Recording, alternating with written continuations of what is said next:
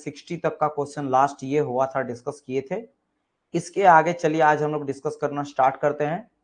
तो ये रहा आज का फर्स्ट क्वेश्चन। कुछ हम लोग ऐसे क्वेश्चन लगाएंगे स्टार्टिंग में जो रिपीटेबल है क्वेश्चन, है जो रिपीट किया गया, जिसको हम लोग कभी ना कभी एक दो बार ही लगाए हैं, है ना, एमसीक्यू सेशन में।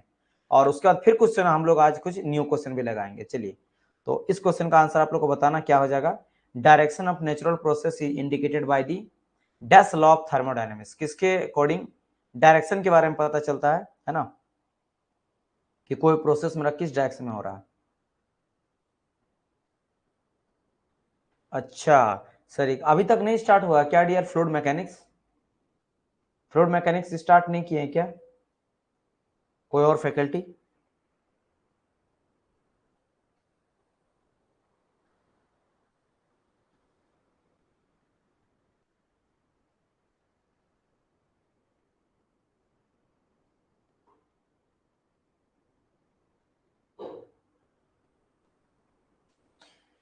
ओके, सो आंसर सी क्यों आ रहा है डियर? आंसर हो जाएगा मेरा सेकंड ना, second law of thermodynamics. Second law of thermodynamics से ही पता चलता है कि डायरेक्शनल लॉ है एंड आपका क्वालिटेटिव लॉ है। तो डायरेक्शनल लॉ और क्वालिटेटिव लॉ दोनों को किसको कहा जाता है? सेकंड लॉ ऑफ थर्मोडायनेमिक्स को ही कहा जाता है।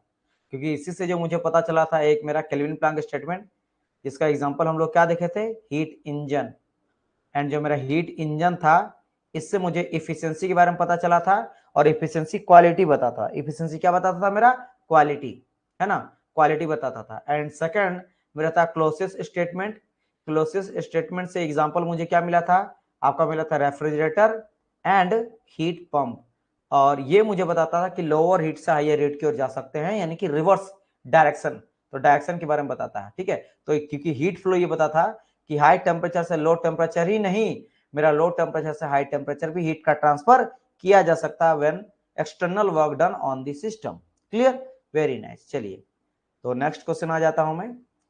162 the temperature of the heat source is this and sink is this, then what is the Carnot efficiency. चलिए जल्दी से आंसर बताइएगा।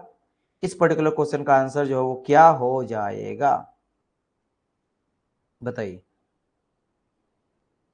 इस पर्टिकुलर क्वेश्चन का आंसर क्या हो जाएगा, आप सभी को बताना है।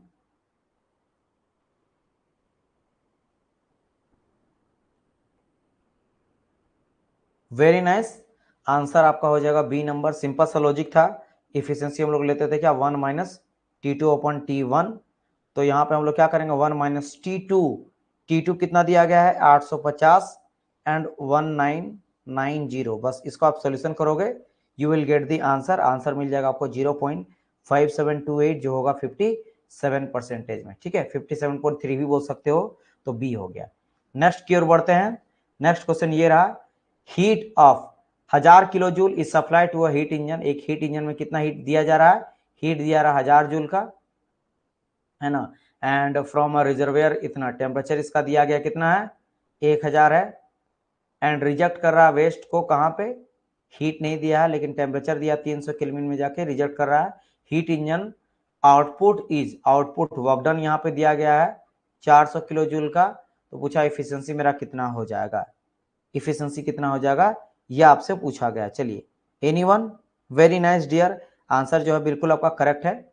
आंसर हो जाएगा इसका क्या मेरा, 40% हो जाएगा। 40% यहाँ पे करेक्ट आंसर हो जाएगा। एक सेकंड, ये 40% होगा कि नहीं, ये तो आपको पहले पता करना पड़ेगा, चेक करना पड़ेगा, है ना। तो हम लोग इफिशियंसी क्या पता है कि भाई आउटपुट अपॉन इनपुट। आउटपुट मुझे पता है 400 दिया है, इनपुट यहाँ पे 1000 है, तो यहाँ से ये दोनों कटेगा तो 0.4 यानी 40% आ जाएगा। एक पहला, तो ये मेरा एक्चुअल इफिशियंसी निकला। एक्चुअल इफिशियंसी निकला 40%। और अगर मान लो कार्बन मेरा रहता क्या, आपको दोनों इस केस में निकालना है। अगर कोई रिवर्सिबल रहता तो हम लोग लेते 1 माइनस T2 अपॉन T1, है ना। तो ये भी निकाल सकते हो। 1 माइनस T2 कितना दिया है, 300/1000, तो आ जाएगा यहाँ पे 700/1000, ठीक है। ये 2 जीरो खत्म, यानी कि 0.7 यानी 70%। लेकिन आप देखो कि ऑप्शन में क्या है, 70% या 40% है, तो 40 है, इसलिए आंसर बी। चलिए नेक्स्ट क्वेश्चन, कहा गया रिवर्सिबल हीट इंजन रिसीव कर रहा है 240 किलो जूल पर KG heat from heat of इतना एंड रिजेक्ट कर रहा सिंक बाय इतना। तो पावर, पावर यानी वर्क डन कहा गया। रुपेश, ये अभी कुछ क्वेश्चन स्टार्टिंग में रिपीटेड चलेगा, तो बार बार बोलने की जरूरत नहीं है, आप आगे बनाते चलो, हम लोग डिस्कस करते जाएंगे, ठीक है, ठीक है। चलिए,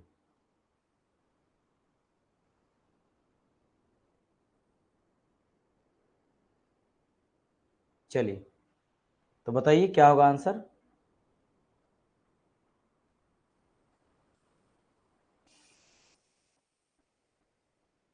देखो यहाँ पे रिवर्सिबल भी बोला है, निकालना आपको पावर है, क्या करोगे। रिवर्सिबल के लिए जानते हैं एफिशिएंसी क्या आ जाता है, 1 minus T two upon T one, ठीक है। और यहाँ पे दिया गया क्या आपका, अगर बात करेंगे Q1 दिया गया 240 किलो जूल पर सेकेंड, T1 आपका कितना दिया गया है, ये दिया गया 627 में 273 जोड़ देंगे तो आ जाएगा 6 2 8 1 900, तो 900 केल्विन। T2 300 केल्विन में ही दिया है। तो इफिशियंसी देखो यहाँ से, और Q क्योंकि वर्क डन जब आप निकालोगे तो ये हो जाता है work done upon heat supplied, right. तो वर्क डन क्या जाता है, वर्क डन, और हीट सप्लाइड क्या जाता है Q1। अब मुझे यहाँ पे Q1 पता है, वर्क डन निकालना पड़ेगा मुझे, राइट, वर्क डन निकालना पड़ेगा। और मुझे पता कि ये भी इफिशियंसी होता है, एक्चुअल इफिशियंसी जानते हैं, तो एक काम कर देता हूं मैं 1 minus T two by T one is equal to कर देता हूं work done upon heat supply, क्योंकि ये भी एक तरह से इफिशियंसी है, ये भी इफिशियंसी है, ये एक्चुअल इफिशियंसी कार्नोट इफिशियंसी है। तो यहाँ से आप निकाल सकते हो सिंपल, तो इस तरह से निकाल लोगे तो you will get the answer बिल्कुल 160 आ जाएगा, ठीक है। 160 आप कुछ नहीं, जैसे मैंने कहा बस यही करना है। अब यहाँ पे क्या करोगे मैं आपको समझा देता हूँ, चलो जान लो। यहाँ पे क्या करेंगे, सिंपली उस फॉर्म में लिख लेंगे, यहाँ पे T1 माइनस T2 बटा T1 इंटू आ जाएगा W1, Q1 इक्वल टू आ जाएगा W, बस Q1 आपको दिया गया वैल्यू पुट कर दो, T1 T2 दिया गया है वैल्यू पुट कर दो, will get the work done answer, तो आंसर आ जाएगा 160। Very good. नेक्स्ट क्वेश्चन की ओर बढ़ते हैं।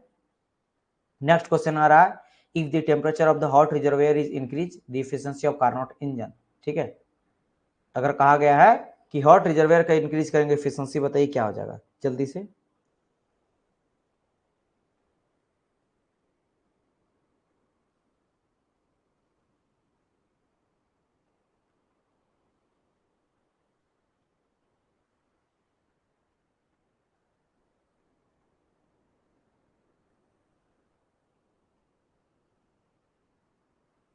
यस, आंसर क्या आ जाएगा, सी नंबर हो जाएगा। कहा गया हॉट रिजर्वेयर का, तो T1 टेम्परेचर को बढ़ा रहा है, तो यू नो दैट हाई को और हाई करेंगे तो एफिशिएंसी बढ़ता है, और लो टेम्परेचर को और लो करेंगे तो एफिशिएंसी मेरा बढ़ता है, राइट, दोनों ही केस में।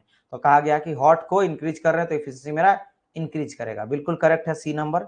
नेक्स्ट क्वेश्चन आ जाता है मैं यहाँ पे, which relation clearly depict the absolute thermodynamics temperature scale. तो यहाँ पे क्लोसियस इनइक्वालिटी का बात करा गया, कौन सा यहाँ पे स्टेटमेंट होगा, जल्दी बताइए, एकदम 1 सेकंड में आंसर बताइए, मैं आगे बढ़ जाऊंगा। आंसर बताइए 1 सेकंड में, हम लोग आगे बढ़ जाएंगे।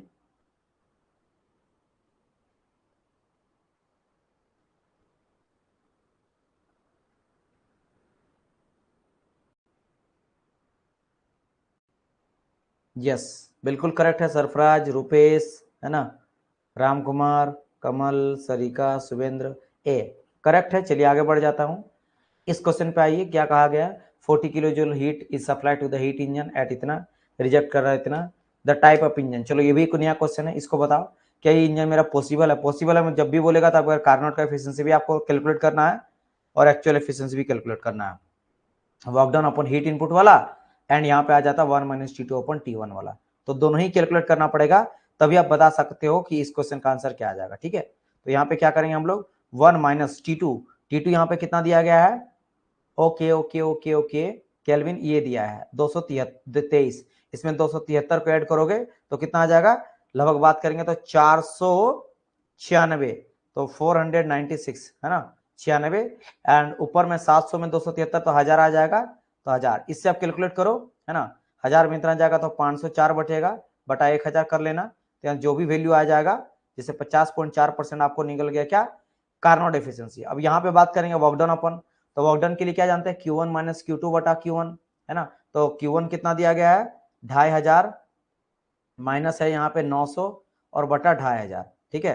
तो बस यहाँ पे करोगे तो 900 चल जाएगा, तो कितना बच जाएगा डियर यहाँ पे बताओ, तो 900 गया तो 1600 बच जाएगा, इजंट इट, अगर मैं सही हूं तो। और यहाँ पे 250, तो ये कटेगा 16 बटा 25, कितना आ जाएगा, लगभग ये 0.6 आएगा, 64% है ना, परसेंट आएगा। तो देख सकते हो कि यहाँ पे एक्चुअल का ज्यादा है, यानी ये इम्पॉसिबल है, कैसा आ जाएगा, इम्पॉसिबल, क्योंकि यहाँ पे कार्नोट का कम आ गया, समझ गए, बिल्कुल करेक्ट है डियर रुपेश, सुलभ शक्ति, बिल्कुल आपका करेक्ट है ना। क्या आ जाएगा, answer will be your, answer will be your, answer will be your C number, बिल्कुल आप सभी स्टूडेंट का जो है वो करेक्ट जो है आंसर आ रहा है। चलिए वेरी नाइस, तो सिंपल है।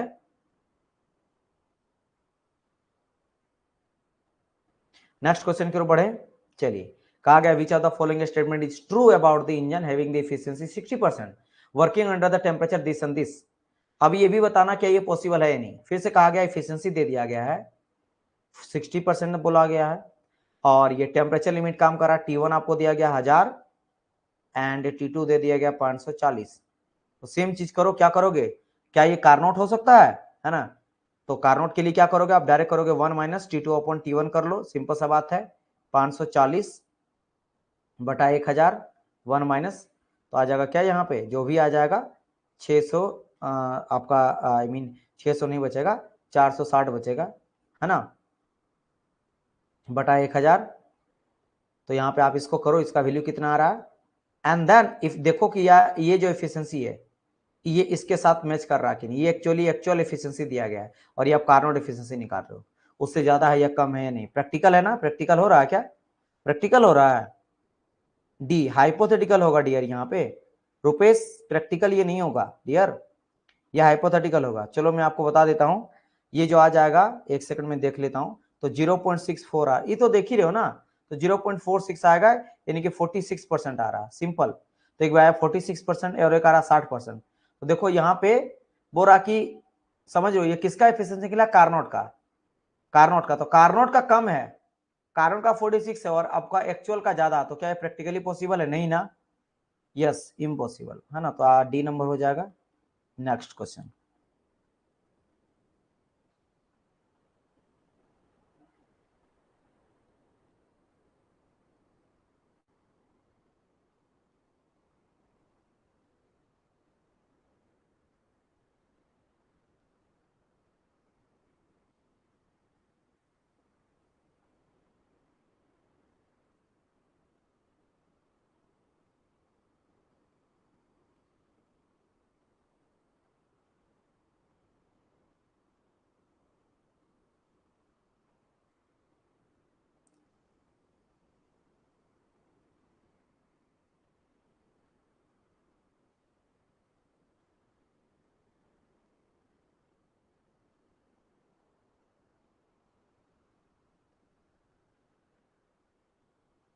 चलिए आंसर आ रहा है, बिल्कुल बिल्कुल।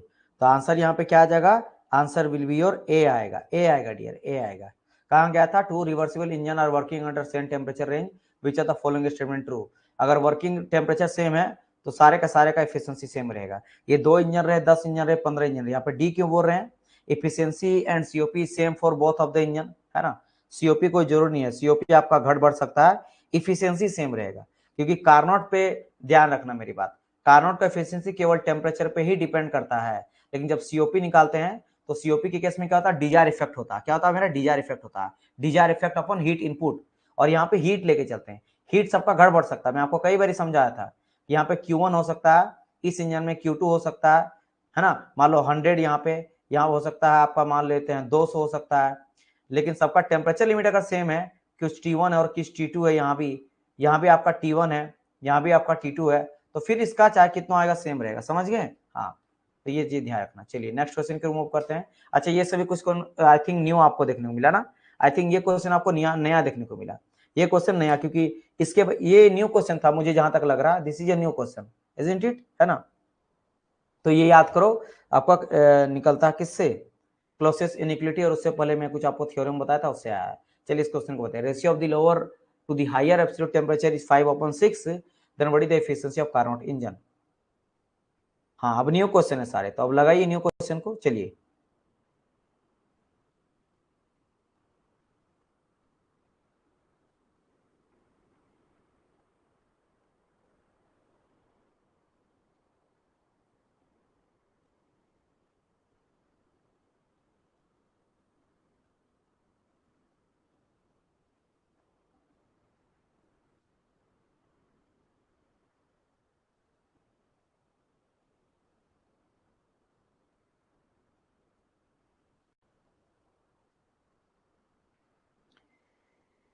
चलो वेरी नाइस। तो आंसर यहाँ पे सही आने लगा है, आंसर हो जाएगा मेरा ए नंबर। क्या कहा गया था, देखो रेशियो लोअर टू हाइयर, मतलब कि जैसे एफिशिएंसी निकलते हैं ना क्या, 1 minus T2 upon T1, right, ये हम लोग जानते हैं। एक सेकेंड में क्या कर रहा हूं, इधर आ जाएगा, ठीक है, क्या आ जाएगा, is equal to 1 minus T2 upon T1, right, ये लिखते हैं।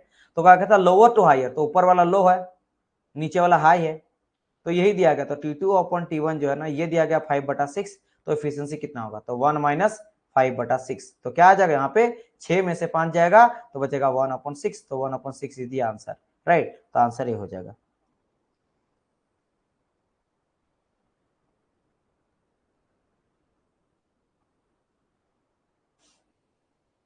इसको बताइए, if Carnot engine operate between temperature this and this, what will be the lowest heat rejection per kilowatt net output of the engine.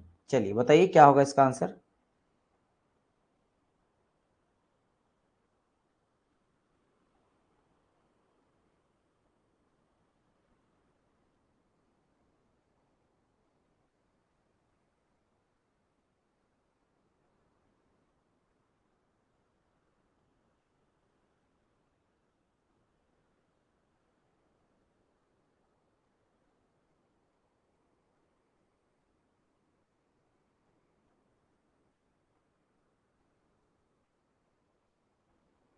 C answer आ रहा 1.25 आ रहा है आप लोग का, देखता हूं।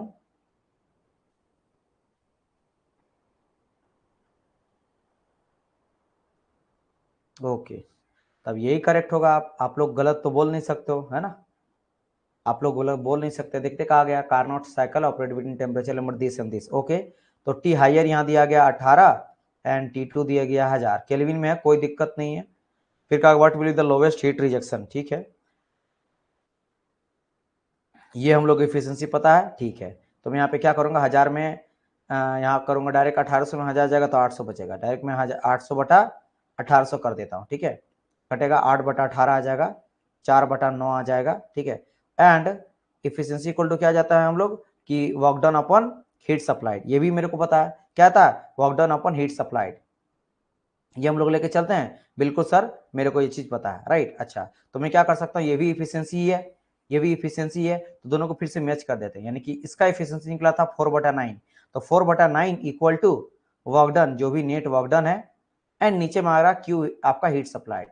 अब देखो इस क्यू हीट सप्लाइड को क्या कर सकते हैं, तो हम लोग कोई भी इंजन लेते हैं, तो ये रहा मेरा क्यू हीट सप्लाइड, और यही मेरा क्या करता है, वर्क डन करता है और हीट रिजेक्शन करता है। कहने का मतलब ये है कि अगर मैं 10 देता हूँ, 8 का काम करता है और 2 का रिजेक्ट करता, तो मैं बोल सकता हूँ 10 इक्वल टू क्या होता है, 8 + 2, यानी Q1 इक्वल टू बोल सकता हूँ W + Q2। तो मैं यहाँ पे बोल सकता हूँ ना इसके जगह में कि भाई इसके जगह में वर्क नेट एंड डिवाइड में नीचे कह सकता हूँ कि ये लिख सकता हूँ कि भाई W/Q2। तो बस इसी से निकालना है कि मुझे Q2 निकालना है, तो 4/9 इक्वल टू क्या आ जाएगा, वर्क नेट अपॉन आ जाएगा W + Q2, बस यहीं से आपको करना है। Clear my point. अब यहाँ पे क्या क्या कर सकता हूं, मैं कर ये सकता हूं कि W कट के 1 आ जाएगा, तो 4/9 करना इज इक्वल टू कर देना भाई, ये चीज एक सेकंड हम लोग रिवर्स कर देते हैं, ज्यादा मेरे लिए इजी हो जाएगा, ज्यादा मेरे लिए इजी हो जाएगा, मैं काम करता हूँ रिवर्स ही कर लेता हूँ, है ना। तो 9/4 कर देता हूँ, तो 9/4 इक्वल टू आ जाएगा W + Q2/W, है ना, मस्त आ गया ये चीज। अब कर सकते हैं क्या कि 9/4 इक्वल टू W कट जाएगा, तो 1 प्लस आ जाएगा Q2/W। अब 1 को उधर ले जाएंगे, तो उधर आप ले जाओ, और ले जाने को W को भी इधर ले जाओ, इससे आप लोग का आंसर निकल जाएगा। वैसे भी एक सेकंड आंसर देख लेता हूं, what is the lowest heat rejection per kilowatt, पर किलोवाट बोला था, हीट रिजेक्शन पर किलोवाट, है ना, पर किलोवाट, यानी कि W रिजेक्शन अपॉन Q1, यही आपको निकालना है। तो 9/4 -1 आपको करना, बस Q2/W, क्योंकि ये आपको निकला किलो वाट में, किलो निकलेगा और ये वाट भी निकलेगा, समझ गए मेरी बात की नहीं, तो किलो वाट में पूरा ये चीज आ जाएगा, है ना, समझ गए। चलिए, समझ गए मेरी बात की नहीं, है ना, मतलब समझ गए ना, ये किलो जूल रहेगा, किलो जूल पर किलोवाट, ऐसे कुछ करके, ऐसा कुछ करके, है ना। Answer will be your C number. Next question की ओर बढ़ जाते हैं। चलो, बहुत सारे बच्चे बोल रहे थे ना सर अच्छा क्वेश्चन लाइए, अच्छा क्वेश्चन लाइए, आज अच्छा अच्छा क्वेश्चन ही मैं लाया हूँ, आज अच्छा अच्छा क्वेश्चन ही मैं लाया हूँ। चलते देखते हैं कितने बच्चे इसको बना पा रहे हैं।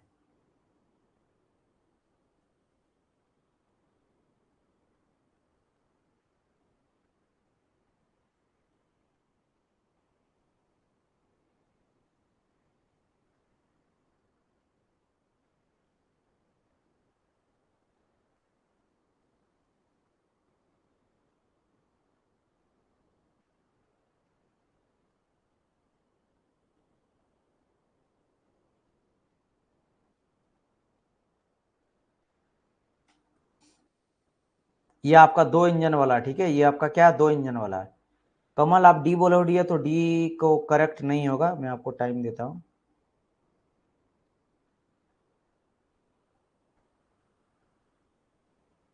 ये डबल इंजन वाला है, इस तरह का इंजन बनाना आप लोग। ये रहा पहला, ये गया, फिर ये दूसरा गया, फिर यहाँ से दूसरा इंजन गया, फिर ये हीट रिजेक्शन करेगा, ऐसा कुछ, समझ गए।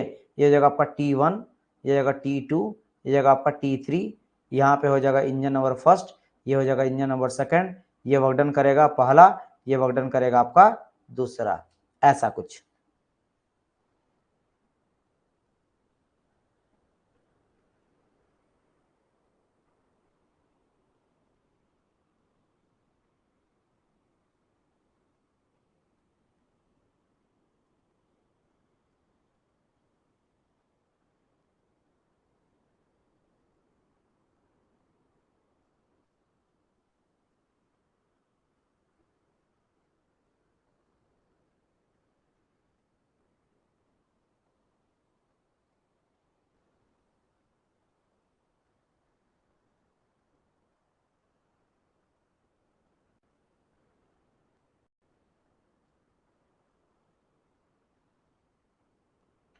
Okay, yes yes yes.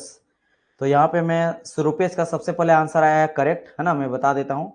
फिर 1 मिनट पहले आ गया था स्वरूप शक्ति का भी आ गया था, बिल्कुल करेक्ट, बिल्कुल सरफराज सरीका बिल्कुल करेक्ट। 40 यहाँ पे आंसर जो है आपका हो जाएगा, है ना।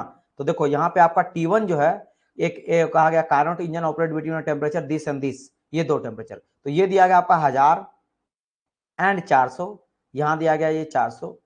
फिर कहा गया heat rejected by the first engine, वो रिसीव कर रहा है मेरा second engine, and engine whose sink is 200, engine is इतना मेगाजूल, ठीक है। तो कहा गया Q1 जो मेरा हीट सप्लाई किया जा रहा है वो दिया जा रहा है मेरा यहाँ पे कितना 200 मेगाजूल का, एंड रिजेक्ट जो कर रहा है वो आपका Q3 है। T3 कितना दे रहा है, 200 केल्विन है। तो T1, T2 and T3, Q1 आपको पता है, तो क्या what is the heat rejection by the second Carnot engine, heat rejection जो कर रहा है, यानी ये बात करेगा Q3 इक्वल टू क्या होगा, Q3 आपसे यहाँ पे पूछा गया है। तो पहले आपको निकालना पड़ेगा Q2, क्योंकि यहाँ पे आपको Q2 भी नहीं पता, समझ गए ना। यहाँ पे देखो मेरी बात ध्यान देना, ये आपका T1 दिया गया है, T2 भी दिया गया है, T3 भी दिया गया है, और Q1 दिया गया है। तो आपको यहाँ पे Q2 भी, जो हीट रिजेक्शन कर रहा पहला इंजन Q2 और जो ये रिसीव कर रहा ये नहीं दिया गया है, और Q3, तो पहले आपको Q3 निकालना पड़ेगा। तो यहाँ पे क्या करोगे, पहला इंजन का एफिशिएंसी, ये थोड़ा लेंदी है क्वेश्चन, जैसे बना लिए हो फिर भी जान लो, बहुत सारे स्टूडेंट को अगर फंसोगे तो मैं आपको स्टेप बाय बता देता हूँ किस तरह से स्टेप बनाओगे। तो सबसे पहले इफिशियंसी फर्स्ट इंजन का अगर बात करेंगे तो क्या जाएगा 1 माइनस वही T2 अपॉन T1, क्योंकि पहला के लिए तो लोअर टेम्परेचर T2 है, पहला इंजन यहां से लेकर यहां तक है, तो इसके लिए अगर T2 को बात करेंगे लोअर टेम्परेचर है, तो यहां से क्या जाएगा 1 माइनस आ जाएगा यहाँ पे क्या, T2 आपका 400, है ना, एक सेकंड, T2 आपका 400, यस, और नीचे आपका हो जाएगा 1000, तो 400 में 600, 600 बटा 1000 यानी 0.6, तो पहला इंजन का जो एफिशिएंसी निकल जाएगा कितना निकल जाएगा 0.6, ये आप रख दो यहाँ पे। अच्छा ठीक है, ये हो गया पहला कहानी। दूसरा अगर बात करते हैं क्या, अब ये चीज जब मुझे पता चल गया तो और एक इफिशियंसी मेरे को पता क्या है कि सर एक्चुअल इफिशियंसी हम लोग जहां क्या जानते हैं कि work done upon heat supplied, क्या जानते हैं, हीट सप्लाई यानी कि Q1 जानते हैं। अच्छा ये W1 लिखना पड़ेगा मुझे, और अभी जस्ट में इफिशियंसी इक्वल टू तो ये निकाला हूं, तो इस इफिशियंसी को यहाँ पे वैल्यू पुट कर सकते हैं, क्या आ जाएगा 0.6 equal to work done upon Q1। तो यहां से क्या काम करते हैं, वर्क डन पहला निकाल लेते हैं कि 0.6 इंटू Q1, तो ये करके मैं ऐसे करके छोड़ दिया, ऐसे करके इसको छोड़ दिया, समझना मेरी बात, this is your first step, है ना। इसको चाहता हूं इक्वेशन पहला करके ऐसे छोड़ सकते हो। आप आ जाओ सेकंड की कहानी। अब बात करते हैं कि हीट रिजेक्टेड जो करेगा फर्स्ट इंजन वो क्या करेगा, Q2 करेगा। तो अगर मैं यहाँ पे एक सेकंड इसे में कर लेता हूं, अगर मुझे Q2 निकालना है तो Q2, तो Q2 इक्वल टू क्या आ जाएगा Q1 माइनस W1, है ना, Q1 माइनस W1। ये चीज समझ गए मेरी बात की नहीं, कि पहला इंजन है यहाँ पे मान लो Q1 आ रहा है, ये वर्क डन किया, और ये Q2 हीट को रिजेक्ट किया, है ना। तो हम लोग जानते हैं ना कि Q1 जो भी करोगे वो क्या आ जाएगा W प्लस Q2 होता है, तो Q2 निकल क्या करेगा, W1 को आप लोग को Q1 से, मतलब Q1 को W1 से घटाना पड़ेगा जब जाके Q2 मिलेगा, समझ गए। यही सेम चीज मैंने करा है। तो यहां से हम लोग क्या कर सकते हैं कि मेरे को ये पता है कि W1 इक्वल टू निकाल चुके हैं, क्या ये रहा W1 इक्वल टू ये निकाल चुके हैं, तो इसके जगह वैल्यू पुट कर दो कि भाई Q1 माइनस W1 के जगह 0.6 इंटू 0.6 इंटू Q1। तो यहाँ पे क्या कर दोगे, यहाँ पे Q1 को कॉमन ले लो, 1 माइनस 0.6 कर लो तो 0.4 आ जाएगा। यहाँ पे क्या आ जाएगा, Q2 इक्वल टू आ जाएगा 0.4 ऑफ Q1। और Q1 का वैल्यू आपको पता है क्या, 200 मेगाजूल। तो क्या करेंगे, यहाँ पे आ जाएगा मेरा 0.4 इंटू 200। तो क्या आएगा, पॉइंट आएगा, पॉइंट हटेगा, नीचे में 10 जाएगा, ये 0 कट जाएगा, 4 दूनी के 8, यानी आ जाएगा मेरा 80 मेगाजूल। तो 80 मेगाजूल क्या निकल गया, Q2 इक्वल टू, तो Q2 इक्वल टू 80 मेगाजूल आपको पता चल गया। तो एक चीज तो पता चल गया कि भाई 80 मेगाजूल जो है इसका आंसर मेरा हो गया। अब बढ़ते हैं आगे, अब बात करेंगे किसके बारे में हम लोग, Q3 के बारे में। तो अब सेकंड इंजन का बात करेंगे, जैसे यहाँ पे हम लोग देखे थे, है ना, इफिशियंसी ऑफ फर्स्ट इंजन, यहाँ पे बात करेंगे इफिशियंसी ऑफ सेकंड इंजन। तो सेकंड इंजन का कौन कौन सा टेम्परेचर के बीच में काम करेंगे, T2 एंड T3। तो इसके लिए हम लोग जो लिखते हैं 1 माइनस T2 अपन T1 लिखते हैं, तो इसके जगह में T2 लोअर टेम्परेचर क्या आएगा, T3 आ जाएगा। तो यहाँ करेंगे 1 माइनस T3 अपन T2 के जगह में T2 आ जाएगा, क्योंकि इस समय T2 हायर टेम्परेचर है, राइट, ये चीज है। तो यहाँ पे क्या वैल्यू पुट करेंगे, 1 माइनस इसका 200 बटा 400। तो 400 में 200 जाएगा तो 200 बटा 400 बचेगा, हाफ हो जाएगा, यानी 0.5। तो क्या निकल गया इफिशियंसी सेकंड का मेरा निकल जाएगा 0.5। सेम कहानी है, इसके लिए भी हम लोग जानते हैं कि इफिशियंसी निकालते हैं, वर्क डन अपन आ जाता है मेरा क्या, हीट इनपुट। इसके हीट इनपुट क्या रहा, Q2 हो रहा और ये W2 है। सेम कहानी है, इफिशियंसी के जगह में 0.5 वैल्यू पुट कर देंगे, तो 0.5 इक्वल टू W2 बटा Q2, और यहां से हम लोग W2 इक्वल टू क्या निकलेगा, 0.5 इंटू Q2। सेम इस तरह करेंगे कि यहां से अगर मैं रिजेक्शन निकालना चाहता हूं, Q3 निकालना चाहता हूं, तो Q3 इक्वल टू क्या आ जाएगा, जैसे यहाँ किए थे हम लोग Q1, कितना हीट एडिशन किए, तो हीट एडिशन यहाँ क्या आ रहा, Q2 हो रहा और माइनस W, यानी वर्क डन क्या रहा है, W2, और W2 इक्वल टू अभी जस्ट निकाले क्या है, 0.5। तो 0.5 इंटू Q2 इसके जगह में आ गया, और यहाँ पे Q2 तो था ही, तो Q2 माइनस 0.5 Q2, तो यहाँ पे फिर से Q2 को कॉमन में ले लेंगे, तो 1 माइनस 0.5, तो क्या आएगा 0.5, तो आ जाएगा Q2, है ना, Q2 इंटू आ जाएगा 0.5, क्या Q3 इक्वल टू, और मुझे अभी जस्ट Q2 निकाले कितना, 80 मेगाजूल। तो यहाँ पे क्या करेंगे, 80 इंटू करेंगे 0.5, 80 इंटू क्या करेंगे डियर स्टूडेंट, 0.5 करेंगे। तो जैसे 80 इंटू 0.5 करोगे, 0.5 में आधा, तो 40 आ जाएगा, 80 का आधा 40, तो 40 मेगाजूल, और 40 मेगाजूल क्या निकला, Q3 इक्वल टू, तो Q3 इक्वल टू 40 मेगाजूल। यही आपसे पूछा गया है, तो Q3 यहाँ पे आ गया क्या मेरा, 40 मेगाजूल। समझ गए कैसे ये बना, it's a very lengthy question, but हाँ ये बहुत इजी क्वेश्चन है। तो अगर आप बोलोगे सर जी लेंदी क्वेश्चन है, ये आने का चांस है, बिल्कुल आएगा, इस तरह का क्वेश्चन आ सकता है। बस ये क्या करेगा, आपका टाइम ही टेकन है ना, उसका मतलब है कि भाई यहाँ पे कैलकुलेशन ज्यादा तो नहीं लग रहा, ज्यादा टाइम तो नहीं लग रहा है कि भाई जेड जैसा या ईएससी जैसा आपको एक क्वेश्चन को 10 मिनट 8 मिनट लग जा रहा, लेंदी भी रहता, बहुत डेरिवेटिव टाइप का, कैलकुलेटर के बिना बनेगा ही नहीं, ऐसा तो है नहीं। तो क्वेश्चन बिल्कुल इस तरह का आ सकता है, क्योंकि ये आपको देखेगा कितना फास्ट कर पा रहे हो या नहीं कर पा रहे हो। ठीक है, ठीक है,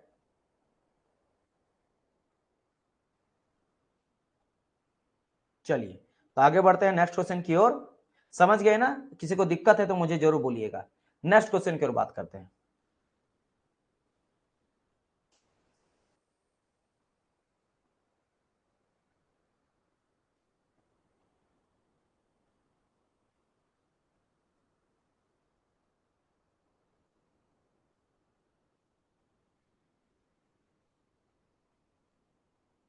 चलिए, चलिए इसका भी आंसर आने लगा, सी आ रहा है ना। रुपेश का सबसे पहले आया सी, सरिका बोल रही है सी, अदिति भी बोल रहे हैं सी। तो यानी कि सबका सी आ रहा, तो भाई आप तो सही बोलोगे।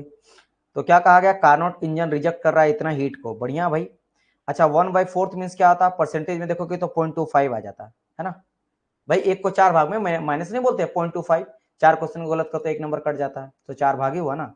तो इतना आपका क्या है, दिस इज योर। अगर मैं बात करता हूँ Q1 को, तो Q1 को अगर मैं Q मान लेता हूँ, तो Q2 को क्या बोल सकते हैं सर, Q2 को हम लोग बोल सकते हैं 0.5, एक सेकंड नहीं तो लिख ही दिया, 0.25 Q।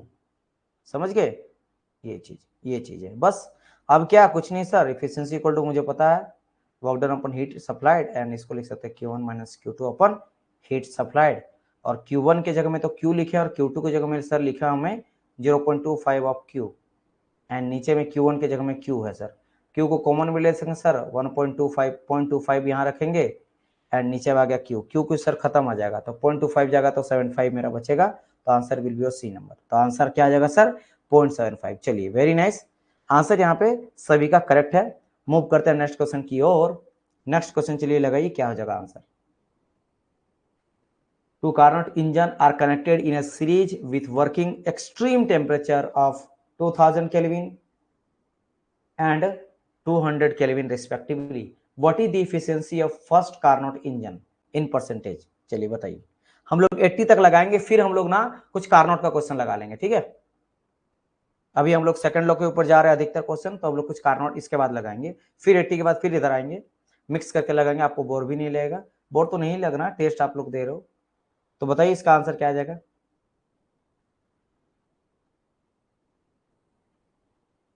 देख रहे हो ना, वो नहीं है आपका फेमस डायलॉग, देख रहे हो ना विनोद, ये क्वेश्चन क्या बोलना चाह रहा है।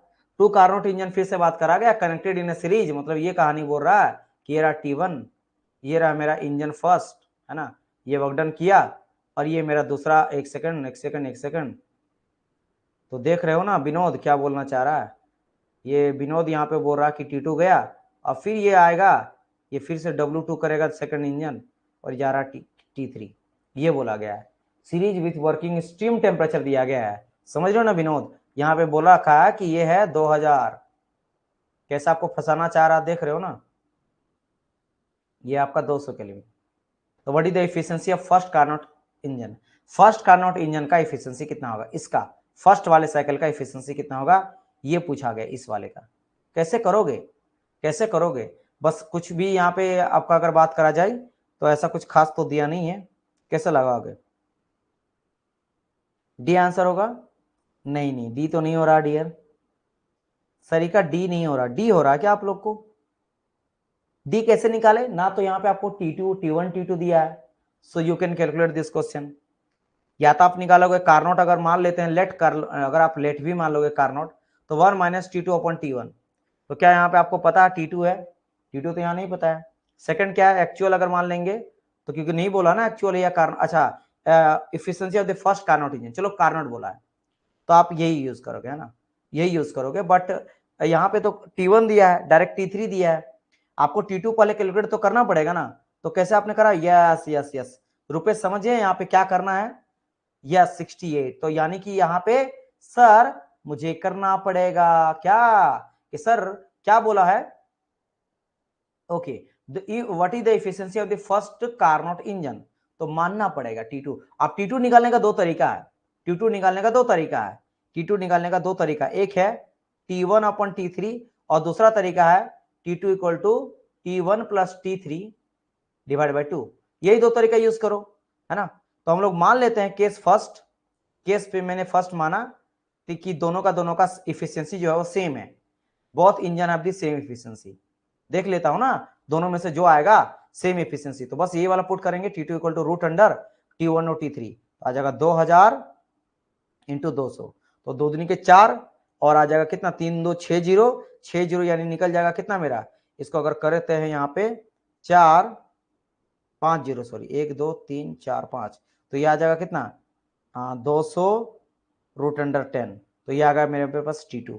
तो एक बार T2 आपको निकल जाएगा, देन इफिशियंसी तो इजीली निकाल सकते हो, कैसे निकालोगे, सेम सर कि 1 minus T2 upon T1, 1 minus T2 upon T1, इसके थ्रू तो करेंगे सर 1 माइनस 200 रूट अंडर 10 बटा 2000, तो यहां से निकल जाएगा क्या मेरा, अब मैं आपको डायरेक्ट बता देता हूं 0.68, यानी कि 68%, 68%। अभी आप मत मानना कि हाँ सर 68 मिल रहा है, लेकिन आप सेकंड भी मान लेते हैं, मान लेते हैं दोनों का वर्क आउटपुट जो है वह सेम रहेगा। इसके में क्या करेंगे कि 2000 करेंगे प्लस 200 करेंगे बटा 2 कर देंगे, तो यहाँ पे क्या आ जाएगा 2 2 22, या कट करोगे 1 1 0 के, तो ये मेरा मुझे T2, तो यहाँ से फिर निकालो, तो एफिशिएंसी इक्वल टू क्या आ जाएगा मेरा 1 माइनस T2 अपॉन T1, तो यहां पे आप देखोगे ना तो 0.45 आएगा, कितना आएगा 0.45, यानी कि 45%, और 45% तो कोई नजर नहीं आ रहा, यानी कि ये एफिशिएंसी जो है वो कैसा है, सेम इंजन एफिशिएंसी पे ही डिपेंड कर रहा है ये वाला, ठीक है। हाँ रूट 10 का वैल्यू आप चाहते हो वैल्यू पुट कर सकते हो, जैसे भी कर सकते हो, है ना, समझ गए, तो इसीलिए आंसर आपका पहला केस ही सही होगा।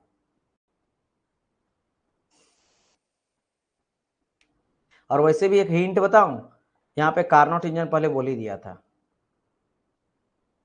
तो आपको यही मान के चलना था।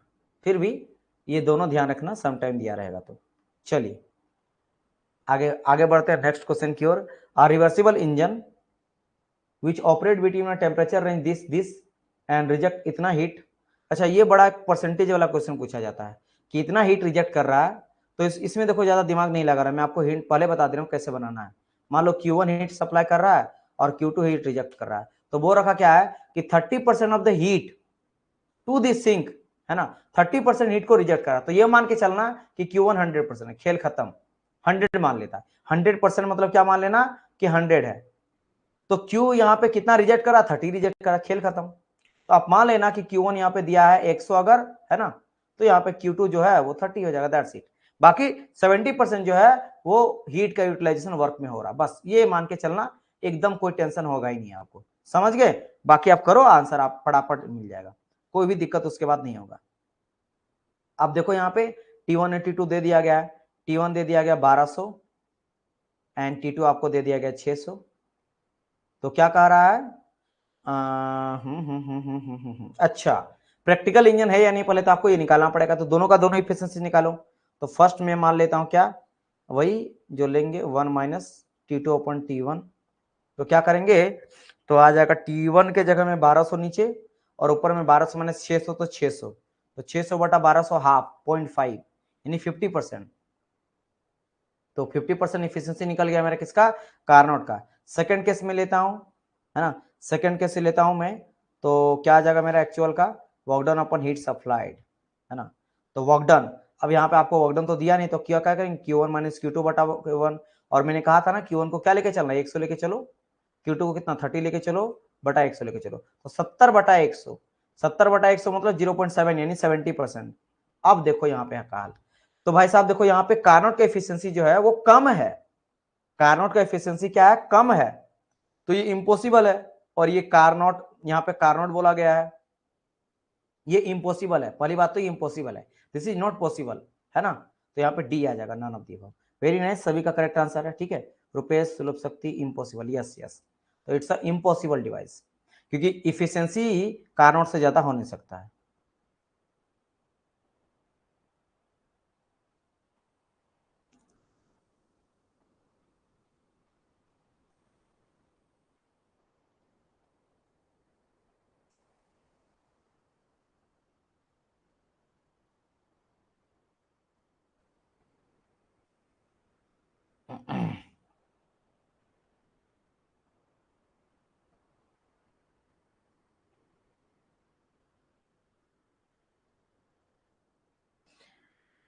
For which type of engine Carnot cycle है दी मैक्सिमम एफिशिएंसी, बिल्कुल करेक्ट जवाब है, रिवर्सिबल के लिए बिल्कुल करेक्ट है। नेक्स्ट क्वेश्चन की ओर आ जाता हूं मैं।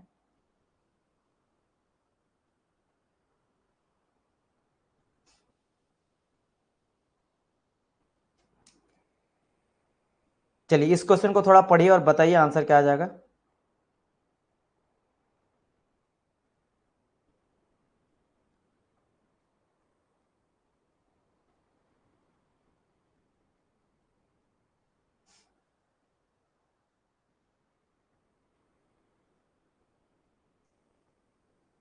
ओके, तो यहाँ पे आंसर आ रहा है ए, बिल्कुल करेक्ट है, बिल्कुल करेक्ट है, बिल्कुल करेक्ट, बिल्कुल करेक्ट। क्या यहाँ पे पकड़ना था, देखो कहा गया कि दो इंजन मेरा है, एक मेरा इंजन का efficiency, to engine E1 and E2 दिया गया, ठीक है। दो इंजन मेरा था, दो इंजन था, तो कहा गया था कि working in a same temperature range, दोनों सेम टेम्परेचर में काम कर रहा है, ये भी T1 में तो ये भी T1 में, और ये भी काम कर रहा है अगर T2 में तो भी काम कर रहा है T2 में। यानी ऑब्वियसली बात है, यहाँ पे एक तो चीज समझ गए कि इसका एफिशिएंसी मेरा क्या रहेगा, सेम रहेगा, ठीक है, एफिशिएंसी सेम रहने वाला है। तो E1 is the reversible engine. अच्छा, इंजन मेरा रिवर्सिबल है, एक मेरा रिवर्सिबल इंजन है, लेकिन दूसरा जो है वो इनरिवर्सिबल है। और आप ये जैसे बोल दिया, इसका मतलब ये कि अगर ये 10 किलो जूल लेके 8 का काम कर रहा है और मान लेते हैं ये 2 का रिजेक्ट कर रहा है, तो इस केस में अगर यहाँ भी हम लोग 10 किलो जूल का देते हैं तो ये मेरा क्या करेगा, रिजेक्ट करेगा, मतलब वर्कडन करेगा कम और रिजेक्ट करेगा ज्यादा। जैसे 6 का तो 6 का रिजेक्ट करेगा, ज्यादा रिजेक्ट करेगा। तो कौन सा करेगा, करेक्ट आपका है। तो एफिशिएंसी पहला का ज्यादा होगा, बेसिक बात है, सिंपल सा लॉजिक है, उसमें क्या है, क्योंकि एफिशिएंसी को क्या होता है, वर्कडन अपन हीट सप्लाइड, है ना। तो वर्कडन जो है देखो इसका 8 कर रहा है, तो इसकी जगह में 8 बटा क्या आ जाएगा, हीट 10, और इसके इसमें आएगा 6 बटा 10, 6/10 आएगा। तो यहाँ पे आ जाएगा, आप देख लो जो भी वैल्यू निकल जाएगा आपको समझ में आ जाएगा what will be the correct answer. समझ गए? अगर आप ऐसे भी देखते हैं, परसेंटेज में देखते हैं, 6/10 कर दे तो कितना आ जाता है, लगभग 0.6, यानी कि 60% के आसपास यहाँ पे निकल जाता है। और यहाँ पे 80% आपको एफिशिएंसी मिल रहा है। तो ये 80% किसका मिला, फर्स्ट वाले का। तो ये मेरा रिवर्सिबल था, यहाँ लॉस हो रहा था, ये इनरिवर्सिबल का निकला, तो पहले वाले का मेरा ज्यादा हो जाएगा। समझ गए? Yes yes yes.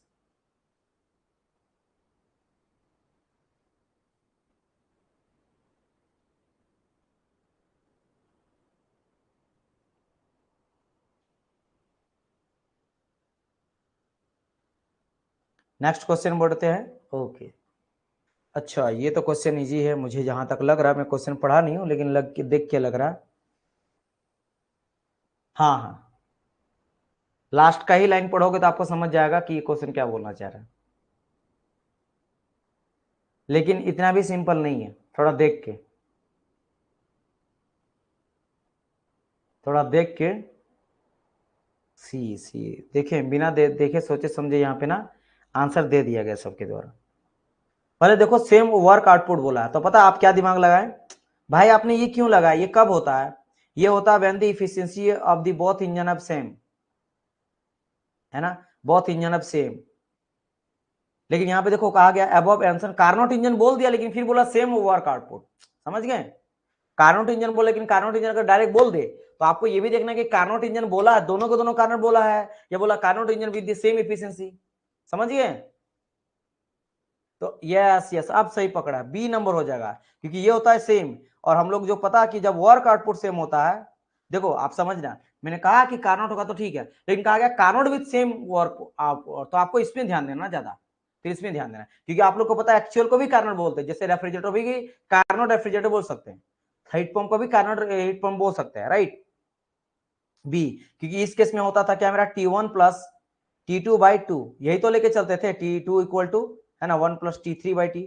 अब इसको क्या करो, उधर T2 ले जाओ, इसको बस आप करके देखो तो क्या आ जाएगा, यहाँ पे अगर आप करके देखोगे तो आएगा 2T2 equal to T1 plus T3, इस तरह से देखने को मिलेगा, है ना, इस तरह से देखने को मिलेगा। अब यहाँ पे क्या कर सकते हो, इसको इसे प्रूव करा जाता है और फाइनली यही आपका क्वेश्चन बन के रेडी आ जाता है। देखो यहाँ पे T2 है, तो 2T2 बोल सकते हैं, T2 plus T2, right, is equal to T1 plus T3, ऐसे लिख सकते हो, राइट, ऐसे लिख सकते हो। एक बार T2 को उधर धकेल दो, तो एक T2 इधर आ गया और T1 को इधर ले आओ, है ना, या फिर उधर रहने देते हैं, तो T2 इक्वल टू क्या आ जाता है, T1 प्लस T3, और माइनस आ जाएगा T2, क्या गया, माइनस T2, T1 को उधर ही ले जाओ, चलो, तो क्या आएगा यहाँ पे, आ जाएगा मेरा माइनस हो जाएगा, तो T2 minus T1 equal to T3 minus T2। तो देखो लगभग लगभग आ गया ना, कि यहाँ पे देखो T1 था, एक काम करते हैं सबके आगे माइनस लगा देते हैं, तो माइनस लगा देंगे तो क्या आ जाएगा, ये बन जाएगा मेरा क्या, कि T1 माइनस T2 हो जाएगा, और ये मेरा T2 माइनस T3 हो जाएगा। तो देखो आ गया ना, तो एक्चुअल में इसी से ये मिल के बना है, इसको डराइव, है ना, तो तरीका है वही है, बस बिल्कुल बिल्कुल सुलभ शक्ति, तो आंसर बी होगा, बस उस फॉर्म में। तो आपको ये भी थोड़ा ध्यान देना है ना, ऐसा नहीं कि जो मैं पढ़ाया हूँ थोड़ा बहुत इधर उधर करने आपको चला, इसीलिए मैं क्वेश्चन करवाता हूँ ना। फिर आप ये क्वेश्चन, बहुत सारे बच्चे को अगर नहीं मैं बताता ये चीज, तो बोल के आते सर आपने तो ये पढ़ाया ही नहीं था, आपने तो ये पढ़ाया था, आ गया ये चीज। अब भाई अगर आपको पता मैं पढ़ाया हूँ कि 3+4 जो है वो 7 होता है, अब क्वेश्चन एग्जाम में आ जाएगा कि 5+2 कितना होता है, फिर आप बोलेंगे सर आप तो 3+4 7 बताए थे, आप तो 5+2 7 बताए नहीं थे, तो आपका गलती है, तो ऐसा नहीं है ना, आपको थोड़ा बहुत समझना पड़ेगा कि क्या क्या करना क्या क्या नहीं करना है, डायरेक्ट आपको आंसर नहीं मानना, थोड़ा पढ़ना भी है। चलिए 179 कहा गया, दो मेरा कार्नट है,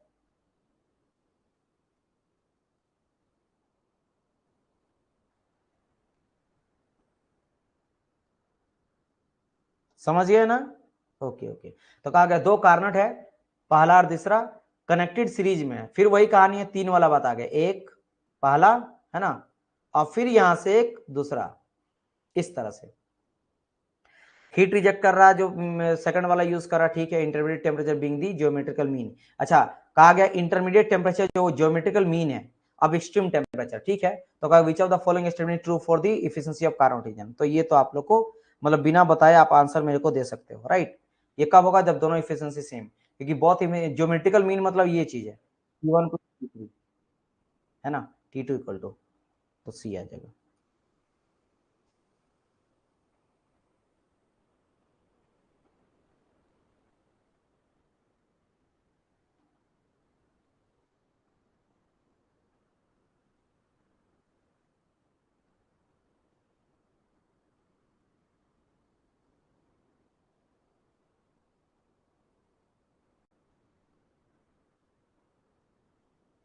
सर इस क्वेश्चन का लेवल ये रहेगा ना, हाँ हाँ बिल्कुल।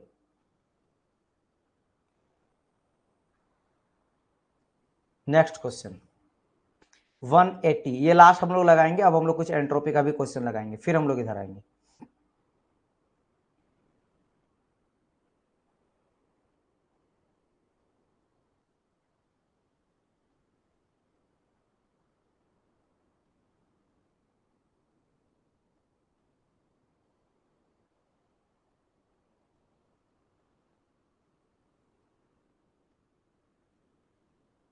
चलिए आने लगा आंसर, बी आंसर आ रहा है ना। आंसर कितना आ रहा है, बी आ रहा है, विच इज करेक्ट 0.5, राइट। तो अगर मैं यहाँ पे बात कर लेता हूँ, कहा गया Carnot engine reject half of the heat absorb. Half of the heat को क्या कर रहा है, एब्जॉर्ब कर रहा है ना। Half of the Carnot engine reject कर रहा है half of the heat absorb जितना। तो वही मान लेते हैं कि 100% अगर एब्जॉर्ब कर रहा है और दिया जा रहा है, तो वो क्या कर रहा है, रिजेक्ट कर रहा है हाफ को, तो फिर 50% रिजेक्ट कर दे रहा है। ऐसे भी सिंपल सा कहानी ऐसे भी कर सकते हो। तो कहा व्हाट इज द इफिशियंसी, फिर वही बात है, क्या आ जाएगा, क्या Q1 माइनस Q2 बटा Q1। तो Q1 के जगह में 100 पुट करो, यहाँ पे 50 पुट करो, यहाँ पे 100 पुट करो, तो आ जाएगा 50 बटा 100। तो कट जाएगा 0.5 यानी 50%। बस समझ गए। तो आपको बिल्कुल यहाँ पे दिमाग नहीं लगाना, बस आपको 100 मान के चलोगे ना, कोई दिक्कत नहीं है।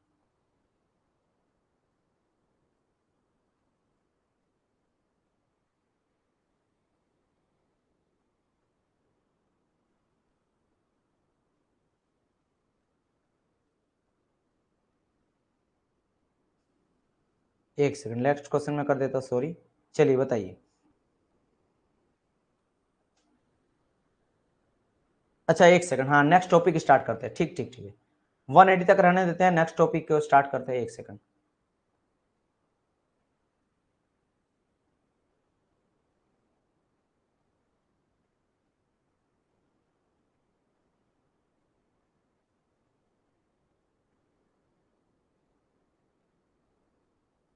हम लोग 230 तक लगाए थे क्वेश्चन, है ना, यहां तक लगाए थे, राइट।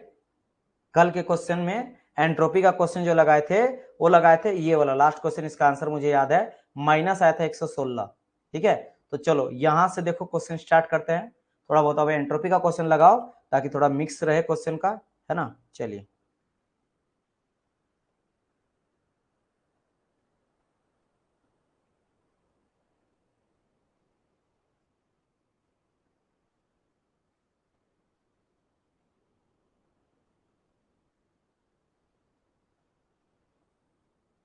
ओके, बहुत बढ़िया आंसर यहाँ पे आने लगा। ए आ रहा है, कहा गया which of the following question is true for the entropy generation. सही बात है।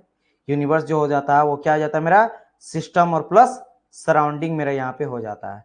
तो जितने भी स्टूडेंट है उन सभी का ये क्वेश्चन 100% करेक्ट है। एक सेकंड, इसका आंसर ए हो गया। चलिए नेक्स्ट क्वेश्चन को मूव करता हूं मैं।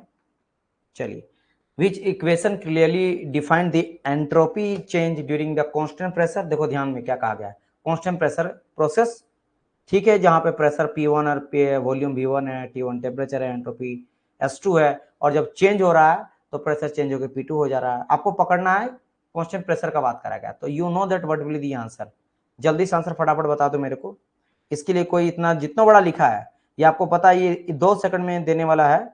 बस आपको यहाँ पे बस कंफ्यूजन करने के लिए मैं आपको बताया था कि MCPLN T2/T1 आ जाता है व्हेन दी, आपको पूछेगा entropy change S2 minus S1, कब, जब रहेगा प्रेशर कांस्टेंट। यही अगर बोलेगा वॉल्यूम कांस्टेंट के केस में एंट्रोपी चेंज, तो S2 माइनस S1 को लिखा MCVLN T2/T1, सेम चीज है ना, T2/T1। ये आपका वॉल्यूम कांस्टेंट के लिए था, तो ये आपका बी आ जाएगा। सी के बोल रहे डियर, यस, सी नहीं होगा डियर, बी होगा। सी होता है वो वॉल्यूम कांस्टेंट के लिए, और सॉरी, वॉल्यूम कांस्टेंट के लिए आपका ए नंबर हो जाएगा, या आइसोथर्मल के लिए, या आइसोथर्मल के लिए, ठीक है, ये नहीं होगा। चलो, तो आंसर समझ गए, बी होगा इसका, बिल्कुल बिल्कुल बिल्कुल। नेक्स्ट क्वेश्चन की ओर मूव करते हैं। What is the correct order of decrease in entropy. Solid liquid phase में आपको फिगर के साथ समझाया था आप लोग को, तो बताइए इसका आंसर क्या हो जाएगा।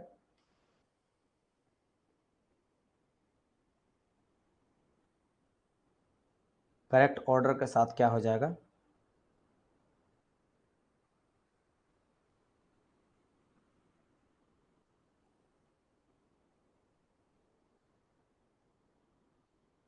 ये बिल्कुल करेक्ट, बिल्कुल करेक्ट, बी हो जाएगा। ठीक है, सबसे ज्यादा आप लोग को देखने को मिलता है क्या है डिक्रीजिंग में, गैस का उससे कम हो जाता है, कम है ना, फिर कम होता है लिक्विड में, सबसे ज्यादा सॉलिड में। तो देखो ए उससे, ये आपका ए दिया गया, ठीक है, डिक्रीजिंग ऑर्डर है। तो सी आपका देख सकते हो उससे कम होता है आपका ये, फिर इससे कम होता है ये, डिक्रीजिंग यानी ज्यादा होता है इसमें, फिर बड़ा, फिर बड़ा। चलो बढ़िया है। एंट्रोपी ऑलवेज इंक्रीज, ठीक है भाई, of an isolated system when the equilibrium is reached it is maximum same as initial start, more than initial start state, या फिर जीरो। बताइए इस क्वेश्चन को समझिए क्या बोलना चाह रहा है, उसके अकॉर्डिंग आप बताइए क्या आंसर क्या आ जाएगा, है ना। हम लोग बात किए थे ना, मैंने आपको बहुत अच्छे तरह समझाया था कि जो डेलस होता है यूनिवर्स का, ठीक है, ये ग्रेटर देन और इक्वल टू जीरो होता है बट नेवर डिक्रीज, है ना, कभी ये घटेगा नहीं, है ना। When the system is in equilibrium, तो याद रखना when the system is reached equilibrium, और ये कब होता है जब मैक्सिमम आपको भी मिलता है वैल्यू, ठीक है, मैक्सिमम। याद करो मैंने आपको वहां पे कंडीशन लेके चला था 10 और 10 एंट्रोपी जनरेशन, और आपका ये भी तो मैक्सिमम पोजीशन पे आता है, तो ये मैक्सिमम में देखने को मिलता है,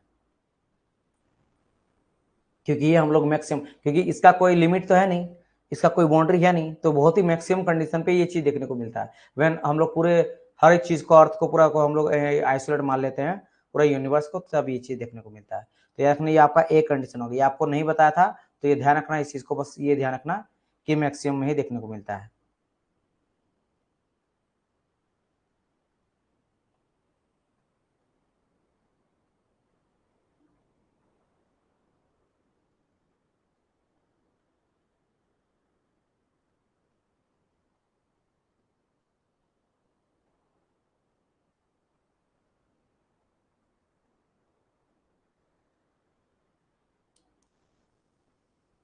चलिए नेक्स्ट क्वेश्चन की ओर बढ़ते हैं। What is the following equation true for the entropy generation for the inreversible and reversible process, reversible and inreversible दोनों के केस में एंट्रोपी जनरेशन क्या होगा, चलिए बताइए।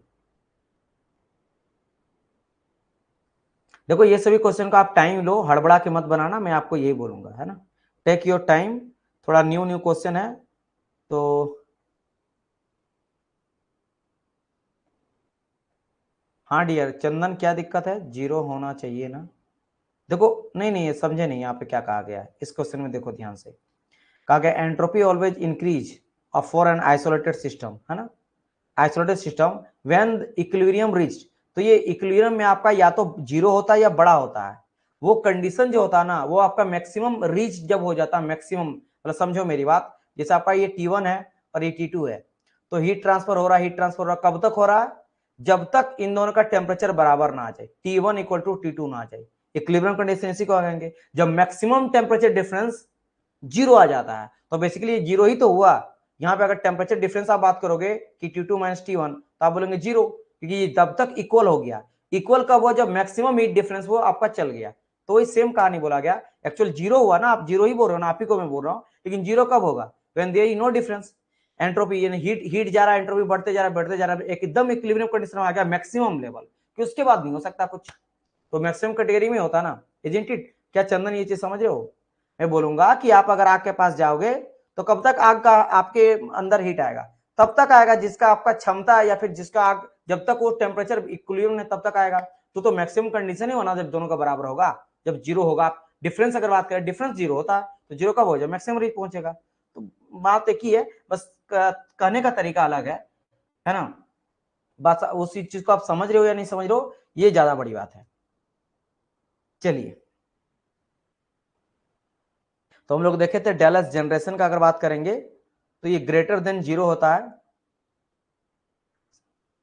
हाँ, लेकिन इक्विलिब्रियम कंडीशन कब अटेंड करेगा, but there is when there is no difference between them, तो मैक्सिमम ही को तभी जाकर होगा ना इक्विलिब्रियम कंडीशन।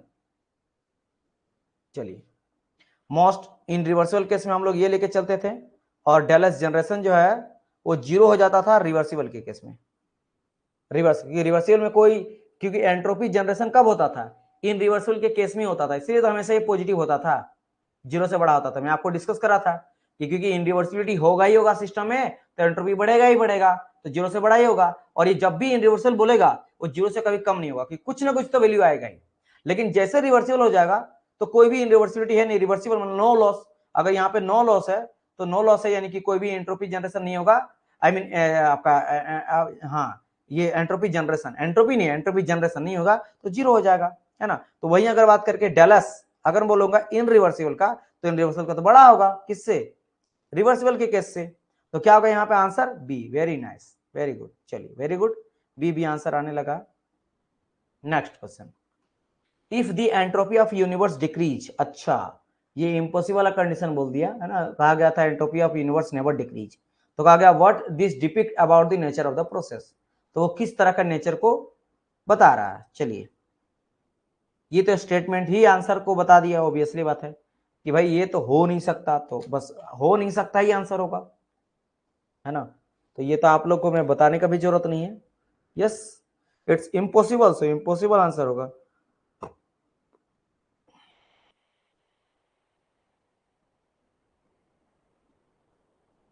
तो क्या हो जाएगा मेरा, इम्पॉसिबल यहाँ का आंसर हो जाएगा।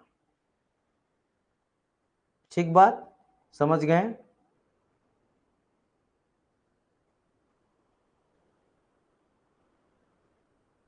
चलिए, ओके, सो नेक्स्ट क्वेश्चन देखता हूं। Okay, the entropy change of a system and the surrounding during a process between two equilibrium state is, बताइए क्या होगा। The entropy change of a system and the surrounding during a process between two equilibrium state.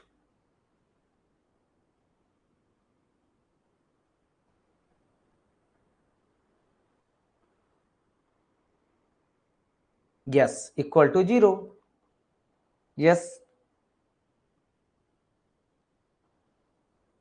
Greater than equal to zero नहीं dear, ये equilibrium state का बात करा गया ना, समझ गए, इक्विलिब्रियम स्टेट का बात करा गया, इक्वल टू जीरो होगा, ठीक है, इक्वल टू जीरो हो जाएगा।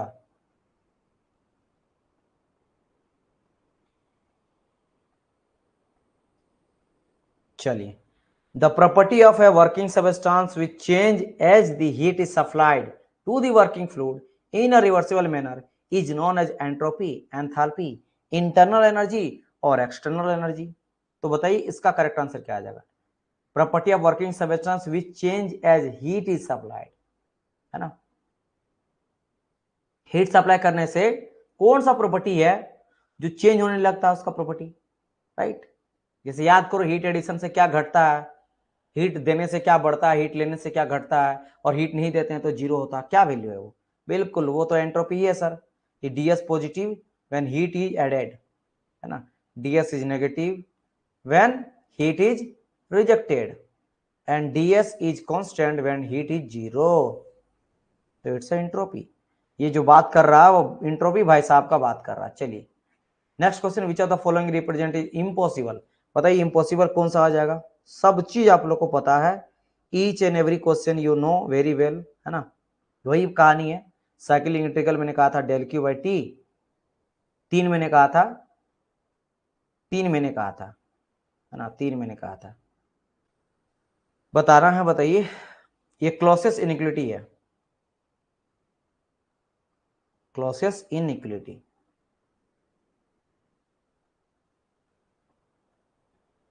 एक मैंने कहा था क्या, इम्पॉसिबल वाला कंडीशन, एक मैंने कहा था रिवर्सिबल वाला, एक मैंने कहा था इनरिवर्सिबल बट पॉसिबल। क्या क्या कंडीशन था, वेरी गुड, बी आंसर यहाँ पे आ जाएगा। यहाँ का आ गया था इम्पॉसिबल वाला कंडीशन, तो ये था, रिवर्सिबल के लिए ये था, और इनरिवर्सिबल बट पॉसिबल प्रोसेस ये था, ठीक है। नेक्स्ट क्वेश्चन के मूव है, मूव करा जाए, मूव है बोल रहे हैं, मूव करें। Okay, which are the following is true for the process 1 to 5। यहाँ कई सारा प्रोसेस है, एक से लेकर 8 है, एक से एरो देखो बाहर क्यों जा रहा है, एक से 2 है, फिर एक से 5 नीचे क्यों जा रहा है, और एक से 7 इधर जा रहा है। तो इसमें कहा गया कि एक से जो 5 है ना ये वाला, ये किस चीज को दिखा रहा है बताइए।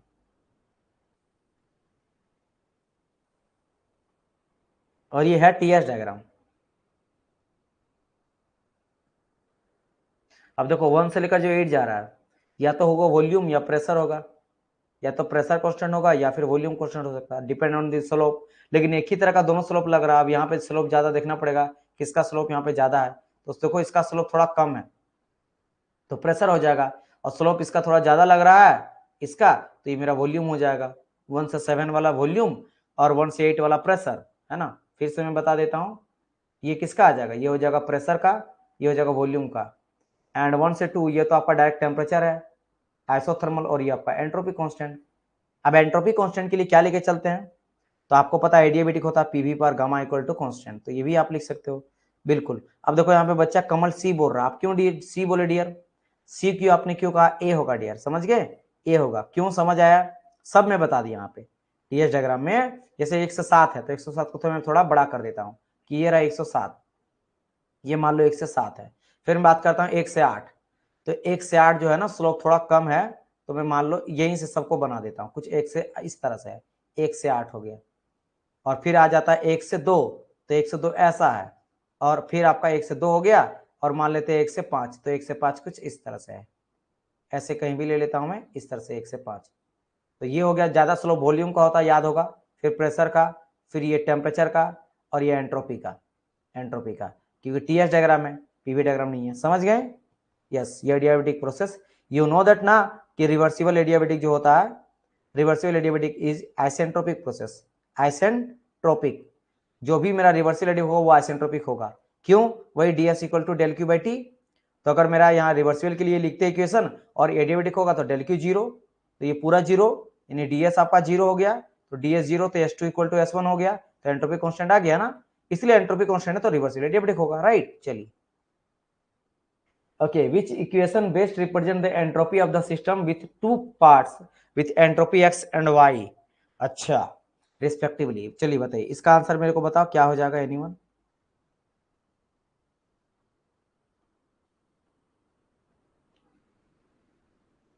देखो एंट्रोपी को यहां से एस से दिखाया गया, एंट्रोपी को अगर एस से दिखाया गया तो एस इक्वल टू क्या होगा, बस यहाँ पे कंडीशन क्या कहा गया है, विच best represent the entropy of the system, system का एंट्रोपी। तो याद करो कि change entropy of the system क्या लेता है, सराउंडिंग लेते हैं, सिस्टम प्लस सराउंडिंग लेके चलते हैं, तो एक्स प्लस वाई हो जाएगा, यही तो चीज है ना, यही तो चीज है, डी नहीं है डियर, ये हो जाएगा ना। मतलब सिस्टम का एंट्रोपी, ये नहीं पूछा रिवर्सिबल है या इनरिवर्सिबल है, वो कहानी नहीं पूछा ना आपसे, ये तो नहीं पूछ रहा कि रिवर्सिबल या इनरिवर्सिबल है। तो एंट्रोपी हम लोग यूनिवर्स का क्या जानते हैं, सिस्टम प्लस सराउंडिंग जानते हैं, तो मान लेते हैं सिस्टम का प्लस सराउंडिंग का, ये दोनों को ऐड कर दिया गया, क्योंकि ये नहीं पूछा अभी रिवर्सिबल या इनरिवर्सिबल, तब बड़ा छोटा बोलते, तो बड़ा छोटा का कहानी अलग है, ये माइनस कर दिया, माइनस ऐसा कुछ होता नहीं है। चलिए नेक्स्ट क्वेश्चन, फिर से देखो, थोड़ा सा हम लोग हर तरह का क्वेश्चन में लिया हूँ, जिसमें थोड़ा सा ग्राफिकली अगर ऐसा क्वेश्चन आ जाए तो आप लोग कंफ्यूज ना होना, क्योंकि मैं आपको इतना अच्छे से पढ़ाया हूँ, अब इतना अच्छा से पढ़ा के मैं अगर आपको क्वेश्चन ना करवाऊँ और क्वेश्चन छूट जाए तो फिर तो वही हाल हो गया, है ना। कि अगर मैं चाह रहा हूँ कि टफ से टफ क्वेश्चन ना जो बच्चे को बिल्कुल ना आए वो भी आप लगा लो, है ना। जो बोलेंगे चलो ये कोई बात नहीं, ये नहीं लगा, बाकी सब क्वेश्चन लगा लिए, बहुत हाई लेवल था, आपको बोलना चाहिए ये हाई कहाँ से भाई, ये तो मैं लगा के आया हूँ, वो होना चाहिए। ठीक है, चलिए, which are the correct expression for the heat transfer for a given PV diagram. ठीक है, एक प्रेशर वॉल्यूम का डायग्राम दिया गया है, इसमें करेक्ट एक्सप्रेशन आपसे पूछा गया, इफ दी एरिया अंडर आई है, एक सेकंड, आई कहां पे, ये रहा आई, आई से ए गया है, आई से ए गया, फिर बी एफ, तो फिर बी गया, ये रहा बी, तो ये ऐसे गया, फिर ऐसे गया, एंड एफ ऐसे जा रहा है। ठीक है, तो इफ द एरिया, ये पूरा एरिया का बात करा गया है ना, इज इक्वल टू, तो ये जो है ना, ये एरिया कितना आ जाएगा, ये एरिया इतना आ जाएगा, दिस एरिया जो अभी रेड वाला दिखा रहे हैं, ये एरिया इतना आ जाएगा, एंड दूसरा मैं ग्रीन कलर से दिखा देता हूं, equal to the area I F, I and F, अच्छा ये रहा आई एंड एफ, आई यहां से और एफ यहां से, ऐसा, ये वाला हीट ट्रांसफर, ओके ओके, तो ये बताना है कि कब होगा Q, जब Q आई एफ, आई से लेकर एफ जो है वो ग्रेटर देन आएगा, आई एफ मतलब समझे ना, ये डायरेक्ट इसको Q आई एफ कहा गया, रेड वाला जो मैं करा ना, ये आपका Q क्या है मेरा, हीट एडिशन आई से लेकर एफ तक, और एक आपका Q आई से लेकर, एक सेकंड, आई से लेकर एफ तक, और ये भी आई से लेकर, अच्छा ये भी क्या बोल दिया भाई, अच्छा ये भी इसके साथ ही कंपेयर यहां पे कर रहा है, तो बताइए आंसर क्या आ जाएगा।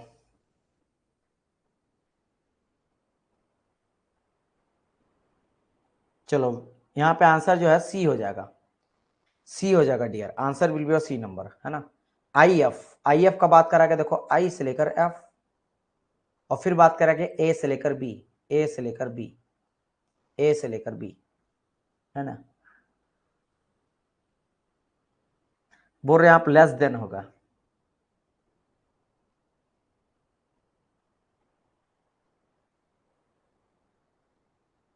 क्यों भाई, क्यों होगा less than?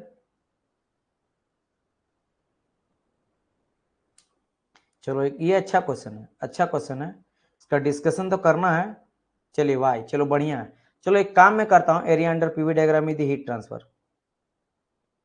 Area under PV diagram not heat transfer नहीं देता, टीएस डायग्राम में हीट ट्रांसफर देता है, आप शायद भूल रहे हो। T TS diagram, TdS diagram, area under जब टीएस डायग्राम होता है वो मेरा हीट ट्रांसफर देता है डियर, वो टीएस। पीवी डायग्राम में मुझे टी हीट ट्रांसफर नहीं देता है, वो मुझे देता है वर्क ट्रांसफर, ठीक है, वो देता वर्क ट्रांसफर, वही तो कहानी है ना। इसलिए तो मैं जानना चाह रहा हूं कि आप किस बेसिस पे आपने कहा आंसर, समझ गए चंदन। एक काम करता हूं, इस क्वेश्चन का आंसर मैं सोच रहा हूं ना कि आप लोग को अगर मैं कभी यूट्यूब में क्लास लूं, या कमेंट आप लोग करिएगा, देखते हैं कितने बच्चे यहाँ पे देखते हैं इस क्वेश्चन का प्रॉपर, कमेंट करके आप लोग आंसर बताना, है ना। Internal energy is the same, sorry work transfer, yes. इसका आंसर, चलो इसको ना डिस्कशन के लिए छोड़ते हैं, इसको मैं डिस्कशन के लिए छोड़ता हूं, अभी थोड़ा आप लोग सोचो, है ना, लास्ट तक सोचना, अगर आपके दिमाग में क्लिक कर जाए, क्योंकि कर जाएगा क्लिक, ऐसा कोई बड़ी बात नहीं है ना, कर जाएगा। ये क्लोसेस्ट थ्योरम के अकॉर्डिंग ये बन जाता क्वेश्चन, ये क्लोसेस्ट थ्योरम के अकॉर्डिंग बन जाता। खैर आगे बढ़ते हैं, इस क्वेश्चन में चाहो तो आप लोग स्क्रीनशॉट थोड़ा ले लो, है ना, इस क्वेश्चन ले लो, थोड़ा इसमें समझना, मैं थोड़ा जानना चाहता हूँ, दिमाग लगाओ कि कैसे ये चीज होगा कैसे नहीं होगा, क्योंकि आप थोड़ा बहुत लगाओगे ना तो आपको पता चल जाएगा कि ये कैसे बनेगा, है ना, कैसे बनेगा आप आराम से निकाल सकते हो। यहाँ पे आप फर्स्ट लव थर्मोडायनामिक्स का भी यूज कर सकते हो कि del Q equal to d U plus del W, ये भी चाहते यूज कर सकते हो। Internal energy plus del W, इसका यूज कर सकते हो दोनों ही प्रोसेस के लिए, इसके लिए भी इसके लिए भी, है ना, इसके लिए भी इसके लिए भी। फिर आप लोग यहाँ पे कुछ करना, सेकंड लॉ से भी बन जाएगा सर, यस।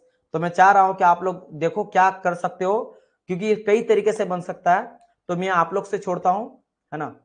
हाँ वही बात है, फर्स्ट लॉ से भी बनेगा, कोई अगर बच्चा बोल रहा सेकंड लॉ से भी बन सकता, तो फर्स्ट लॉ का ही तो मैं बात कर रहा ना, कि del Q equal to d U plus del W, यही तो मैंने करा। यहाँ पे आप लोग डायरेक्ट तो ये कर सकते हो कि क्यू जो आई से लेकर एफ तक जा रहा है वो internal energy final minus initial कर देना, और आपका वर्क डन कर लेना, है ना, वर्क डन आई से एफ। और वहीं अगर बात करेंगे लास्ट वाला, यानी कि आई ए बी एफ, चलो मैं हिंट नहीं दूंगा, हिंट नहीं दूंगा, थोड़ा एक बार ट्राई आप लोग करना। स्क्रीनशॉट नहीं होता, अच्छा स्क्रीनशॉट नहीं होता है, ओके, स्क्रीनशॉट अगर नहीं होता, अच्छा दूसरा फोन आपके पास है तो वो तो खींच सकते हो आप, है ना। इंस्क्रीन, अच्छा एक काम करता हूं, मेरा नंबर तो आप सारे बच्चे सेव कर लिए है ना, सारे स्टूडेंट मेरा सेव कर लिए ना, 8210989049। मैं क्या करता हूं ना, स्टेटस में लगा लेता हूं इसको, है ना, सारे बच्चे मेरा स्टेटस देखिएगा, और आप लोग थोड़ा सर्च करिएगा, थोड़ा मजा आएगा ना, बाद में जब भी आपको टाइम मिले ये चीज करना। व्हाट्सएप ग्रुप में डाल दिए, व्हाट्सएप ग्रुप तो नहीं बना दिया, लेकिन हाँ मैं ये चीज को अभी मैं आपके सामने स्क्रीनशॉट लेता हूं, और ये रहा, मैं स्टेटस डाल दिया, स्टेटस से आप लोग कर लेना, ठीक है, व्हाट्सएप ग्रुप नहीं बना है, तो मैं यहाँ पे तुरंत, ताकि मैं भूल ना जाऊं बाद में, तो ये मेरा रहा, और ये मैंने डाल दिया, है ना।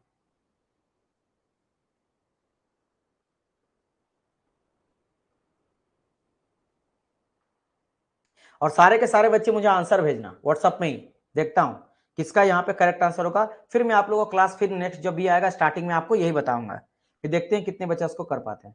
डिकोडर का बना हुआ, हाँ व्हाट्सअप, हाँ ऐप में आप लोगों को मैं भेज सकता हूँ, ठीक है।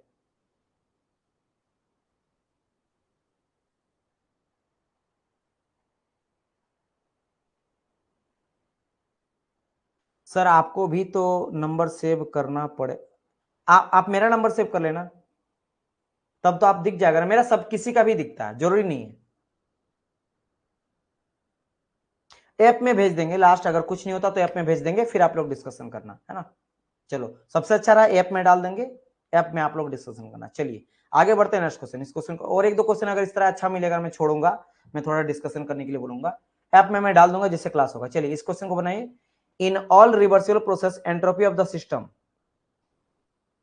सभी रिवर्सिबल प्रोसेस में एंट्रोपी सिस्टम का इंक्रीज होता है डिक्रीज होता है, रिमेन सेम रहता है। रिवर्सिबल का बात करा गया, इन ऑल रिवर्सिबल प्रोसेस।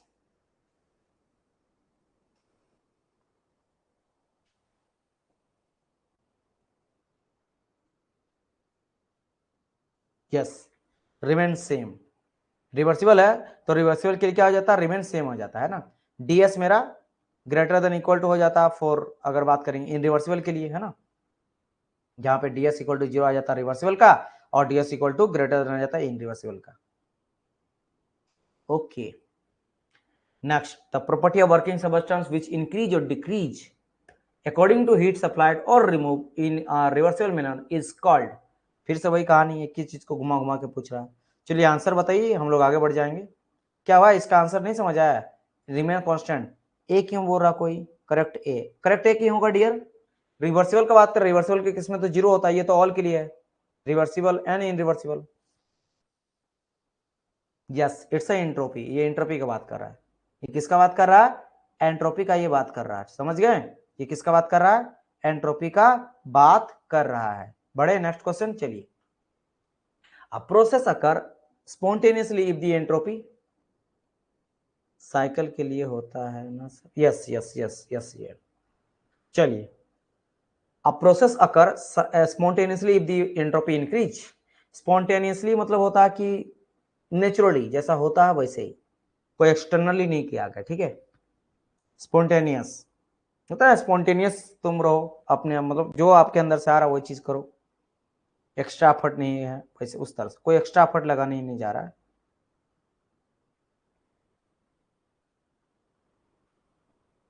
हाँ, तो इंक्रीज होता है स्पॉन्टेनियस प्रोसेस जो होता है ना, क्योंकि स्पॉन्टेनियस प्रोसेस अगर आप ऐसे भी बोलूंगा तो वो आप कैसे मान के चल सकते हो कि सर, अगर मैं यहाँ पे बात करता हूँ, देखो इन रिवर्सिबल के लिए किस मीनिंग में क्या कहा था, जीरो से बड़ा होता है, तो एक्चुअल में आप अगर ध्यान दोगे स्पॉन्टेनियस नेचुरली प्रोसेस तो इनरिवर्सिबल ही होता है, और इनरिवर्सिबल केस में एंट्रोपी बढ़ता ही बढ़ता है, समझ गए? ओके, तो नेक्स्ट क्वेश्चन की ओर बढ़ते हैं। 246, the value of entropy at 0 degree Kelvin is taken as, बताइए, है ना। एक सेकंड में थोड़ा सा बैटरी डाउन हो गया है, जिसमें मैं कमेंट देख रहा हूँ डिवाइस में, तो उसको मुझे चार्ज करना पड़ेगा, नहीं तो मैं आपका कमेंट नहीं देख पाऊंगा।